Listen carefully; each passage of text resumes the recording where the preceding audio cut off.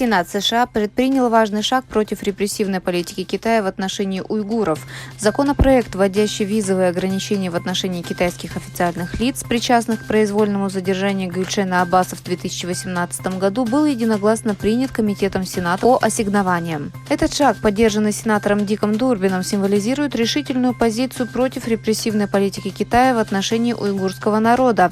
Гюльчен Аббас был взят под стражу в 2018 году после того, как его сестра Рушен Аббас раскритиковала политику Китая в отношении уйгуров. 62-летний врач нуждается в постоянной медицинской помощи из-за серьезных проблем со здоровьем. В этом году отмечается 10-я годовщина Яркентской резни. Всемирный уйгурский конгресс увековечивает память ни в чем не повинных уйгуров, погибших в результате насильственного подавления китайскими силами безопасности мирного протеста в Яркенте. Спустя 10 лет ситуация в регионе не улучшилась, а наоборот, в последние годы серьезно ухудшилась, сказал председатель ДУК Далкун Иса.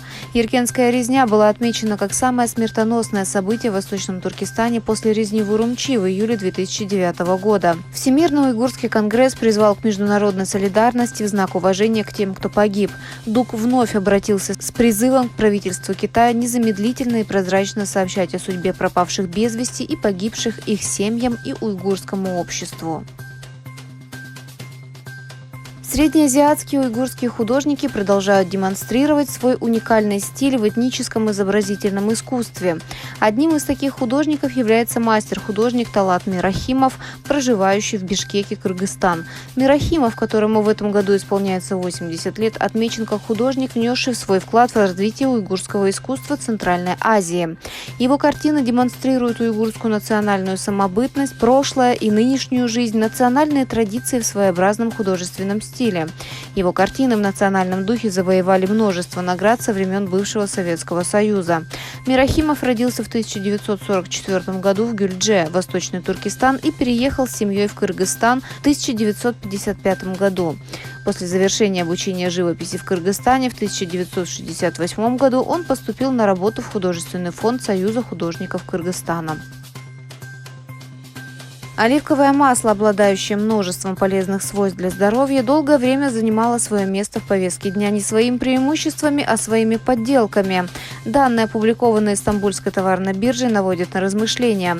Оказывается, тонны ароматизаторов были привезены из Китая для поддельного оливкового масла. Тот факт, что ароматизаторы оливкового масла, импортируемые из Китая, смешиваются с различными растительными маслами и продаются в виде натурального оливкового масла с каменной печатью, ставит под угрозу здоровье потребителей.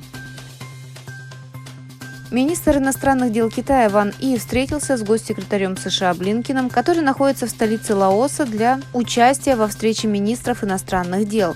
Несмотря на обострение конкуренции и региональной напряженности в Азии, США и Китай пытаются сохранить свои линии связи.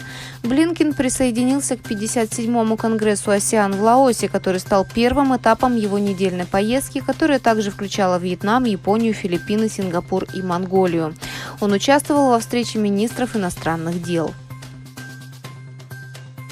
Лидер Северной Кореи Ким Чен Ын выразил уверенность в том, что дружба между его страной и Китаем будет продолжаться и впредь. По сообщению Центрального информационного агентства Кореи, Ким в пятницу подписал 71-ю поправку о прекращении огня, положившую конец конфликту. Ким Чен Ын посетил башню дружбы в Пхеньяне, возведенную во знаменование участия Китая в Корейской войне 1950-1953 годов, и почтил память китайских солдат, погибших во время войны.